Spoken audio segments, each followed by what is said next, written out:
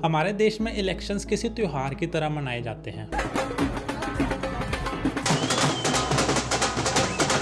और मनाए भी जाने चाहिए। आखिर यही इलेक्शन हमारे देश के अगले 5 सालों का फैसला करते हैं। पर अगर आपने ध्यान दिया हो तो पिछले कुछ समय से वन नेशन वन इलेक्शन काफी चर्चा में है। हमारे देश के प्राइम मिनिस्टर कई बार इसका जिक्र कर चुके हैं। वन नेशन वन इलेक्शन सिर्फ एक चर्चा का विषय नहीं है, बल्कि ये भारत की जरूरत है। पर क्या है ये वन नेशन वन इलेक्शन? इससे हमारे देश की इलेक्शन प्रक्रिया में कौन से बदलाव आएंगे और आपके और मेरे जैसे एक आम आदमी की निजी जिंदगी में इससे क्या फ़र्क पड़ेगा? चलिए आज की वीडियो में इसी बारे में डिस्कस करते हैं। दोस्तों, one nation one election at least Bharat के लिए तो चुनाव कराने का एक काफ़ी पुराना तरीका है। आज़ादी के बाद 1967 तक हमारे देश में इसी तरीके से इलेक्शन कराए जाते थे। इसमें होता यह है कि लोकसभा के चुनाव, जिसे हम जनरल इलेक्शंस भी कहते हैं, और विधानसभा के चुनाव, जिसे स्टेट लेजिस्लेटिव असेंबली इलेक्शंस भी कहते हैं, इन दोनों इलेक्शंस को एक साथ करा दिया जाता है। अभी करंट सिचुएशन देखी जाए तो हमारे देश में लोकसभा और विधानसभा के इलेक्शंस हर 5 साल में होते हैं, पर ये अलग अलग समय पर कराए जाते हैं। और क्योंकि हमारे देश में 28 राज्य हैं, तो हर कुछ महीनों बाद किसी न किसी राज्य के चुनाव आते रहते हैं। इसके अलावा लोकल म्यूनिसिपैलिटी के चुनाव, पंचायत के चुनाव, बाई इलेक्शंस और ना जाने कितने और इलेक्शंस चलते ही रहते हैं। इन सब इलेक्शंस के कारण हमारे नेताओं का आधा ध्यान तो इलेक्शंस को जीतने में ही लगा रहता है। आज एक राज्य में अगर इलेक्शन हो तो पार्टी की पूरी सेना वहां निकल पड़ती है। फिर प्रधानमंत्री क्या और मुख्यमंत्री क्या, पार्टी अध्यक्ष से लेके पार्टी में काम करने वाले हर स्तर के व्यक्ति चुनाव में अपनी अपनी भूमिका निभाने में व्यस्त हो जाता है। और इस सब में जिस क्षेत्र को संभालने की जिम्मेदारी इन नेताओं को दी जाती है, कुछ समय के लिए तो उस पर किसी का भी ध्यान नहीं जाता। पर इस सब में हमारे नेताओं की भी कोई गलती नहीं है। आखिर इलेक्शन जीतेंगे तो ही तो काम कर पाएंगे, मगर काम तो तब करेंगे ना जब इलेक्शन जीतेंगे, और इलेक्शन जीतने के लिए प्रचार तो करना पड़ेगा। तू समझा? हाँ। नहीं, तू समझा नहीं। वन नेशन वन इलेक्शन इसी एक प्रॉब्लम का सलूशन है। अगर देश के जनरल इलेक्शंस और सभी राज्यों के स्टेट इलेक्शंस को एक साथ करा दिया जाए तो हमारे देश के नेताओं को हर 5 साल में सिर्फ एक ही बार प्रचार करना पड़ेगा, और उसी एक बार में देश के प्रधानमंत्री और सभी राज्य के मुख्यमंत्री को चुन लिया जाएगा। इसका सबसे ज़्यादा फायदा हमारे देश के नेताओं को ही होगा, और खास करके उच्च स्तर के नेताओं को, जिन्हें ना केवल लोकसभा के चुनाव में प्रचार करना पड़ता है बल्कि हर राज्य के चुनाव में भी जाना पड़ता है। अगर सभी चुनाव एक ही बार में हो जाए तो ये सब नेता अगले 5 साल के लिए बिना चुनाव की फिक्र किए काम कर पाएंगे। वैसे मैं आपको बताना भूल गया कि वन नेशन वन इलेक्शन को ही साइमल्टेनियस इलेक्शन भी कहा जाता है। दुनिया के कई सारे देश इसी तरीके को इस्तेमाल करते हैं, क्योंकि इससे ना केवल वक्त बचता है बल्कि पैसे भी बचते हैं। और अगर आपको ये वीडियो पसंद आ रही हो तो मेरे चैनल को सब्सक्राइब जरूर कर दीजिएगा। एक ही बार चुनाव के कारण पॉलिटिकल पार्टीज को बार बार प्रचार भी नहीं करना पड़ता। चुनाव के समय बड़े बड़े पोस्टर्स, बोर्ड्स, एडवर्टाइजमेंट, स्टेजेस और कई सारी और चीज़ों पे पैसे खर्च होते हैं। पर अगर चुनाव एक ही साथ करा दिए जाए तो इससे काफ़ी सारे पैसे बचाए जा सकते हैं। 2019 के लोकसभा इलेक्शंस में हमारी रूलिंग पार्टी के द्वारा 27,000 करोड़ रुपए खर्चे गए थे। पर पिछले ही साल 5 राज्यों में इलेक्शन थे, जिसमें उसी पार्टी ने लगभग 345 करोड़ फिर से खर्च दिए थे। अब अगर दोनों इलेक्शंस एक ही समय पर करा दिए जाते तो कुछ पैसे तो बचाए ही जा सकते थे। इसके अलावा इलेक्शंस कराने में काफ़ी सारी सिक्योरिटी और एडमिनिस्ट्रेशन को भी लगाना पड़ता है, फिर वो लोकसभा के चुनाव हो या किसी राज्य के। सरकारी ऑफिसर्स को इलेक्शन ड्यूटी पर लगाया जाता है। पॉलिटिकल पैरामिलिट्री फोर्सेस को सिक्योरिटी का जिम्मा सौंपा जाता है, जिसके कारण उनकी रोज़ की ड्यूटी पर काफ़ी असर पड़ता है। इससे ना केवल सरकारी काम रुक जाते हैं बल्कि आम आदमी को भी काफ़ी मुश्किल सहनी पड़ती है। इलेक्शन कमीशन ऑफ इंडिया को भी इन सब प्रबंध के लिए काफ़ी सारे पैसे खर्चने पड़ते हैं।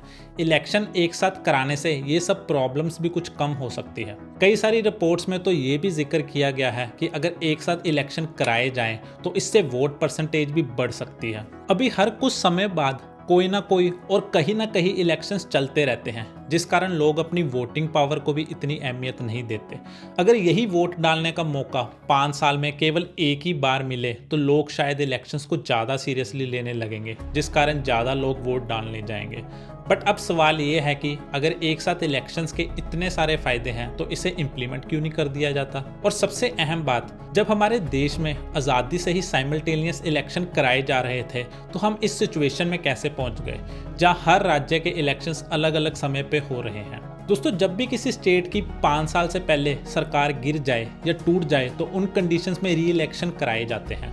पिछले 70 सालों में कई बार स्टेट्स में री इलेक्शन हुए हैं, लोकसभा में भी सरकारें गिरी हैं और इन्हीं सभी कारणों की वजह से इलेक्शंस एक दूसरे से आगे पीछे होने लगे। पर अब ये साइमल्टेनियस इलेक्शन कराना काफ़ी मुश्किल टास्क होगा। कई सारी ऑपोजिशन पार्टीज इसके खिलाफ है और उसके कई वैलिड रीजंस भी हैं। इस सज्जन को क्या तकलीफ है भाई? हमारे देश में हमेशा से इलेक्शंस किसी न किसी मुद्दे पर लड़े गए हैं, फिर वो गरीबी का मुद्दा हो, धर्म का या अनएम्प्लॉयमेंट का। समय और इलेक्शंस के साथ ये मुद्दे अलग होते हैं और स्टेट इलेक्शंस के मुद्दे हमेशा से ही सेंटर से अलग रहे हैं। एक साथ इलेक्शंस के कारण सेंटर के मुद्दे रीजनल मुद्दों पर भारी पड़ सकते हैं, जिनसे बड़ी सेंटर की पार्टीज को तो फायदा होगा बट छोटी रीजनल पार्टीज के लिए मुकाबला करना लगभग नामुमकिन बन जाएगा।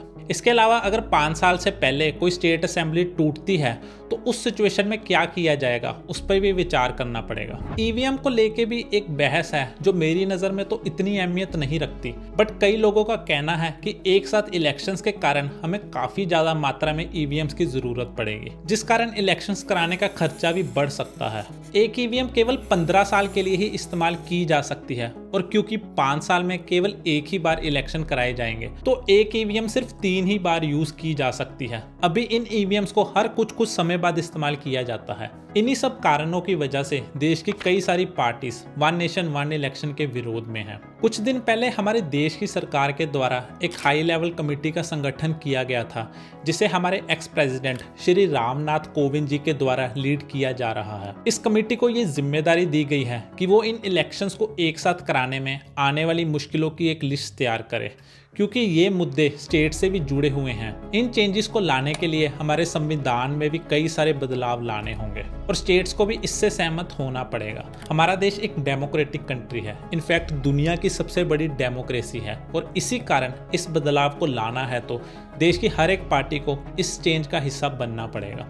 अगर हर एक पार्टी इस बदलाव के लिए तैयार होगी तो ही ये चेंज आ पाएगा और यही कारण है कि ये बदलाव लाना काफ़ी ज़्यादा मुश्किल होने वाला है। दोस्तों, मेरी राय में वन नेशन वन इलेक्शन एक काफ़ी अच्छा बदलाव होगा। बदलते समय के साथ साथ अब वक्त आ गया है कि हम अपने चुनाव प्रक्रिया में भी बदलाव लाएं। इस बदलाव से हमारी निजी जिंदगी में तो कुछ खास फर्क नहीं पड़ेगा, पर हम एक ही बार में दोनों सरकारों को चुन पाएंगे और इससे हमारे इलेक्शंस पे खर्चे जाने वाले पैसे, एफर्ट और टाइम तीनों बचेंगे। मुझे लगता है कि हमारे देश का वोटर इतना मैच्योर, इतना समझदार है कि वो सेंटर के इलेक्शंस और स्टेट के इलेक्शंस में फर्क करना जानता है। 2019 में लोकसभा के चुनाव के वक्त दिल्ली की 7 में से 7 सीटें भारतीय जनता पार्टी के जोली में गई थी।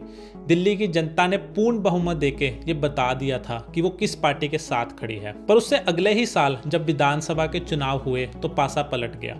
वही दिल्ली के लोग जो कुछ महीने पहले बीजेपी के साथ खड़े नजर आ रहे थे, वो अब आम आदमी पार्टी के साथ खड़े थे। ये साफ दर्शाता है कि लोग लोकसभा और विधानसभा के चुनावों में फर्क जानते हैं और इसी कारण रीजनल पार्टीज को इस बदलाव से कोई नुकसान मुझे तो नजर नहीं आता। आपके इस बारे में क्या विचार है, मुझे कमेंट सेक्शन में जरूर बताइएगा। मैं आपके कमेंट्स को जरूर पढ़ूंगा और अगर आप जीडीपी के बारे में जानना चाहते हैं तो इस वीडियो को जरूर देखिएगा। मैं आपसे वही मिलता हूँ। वंदे मातरम।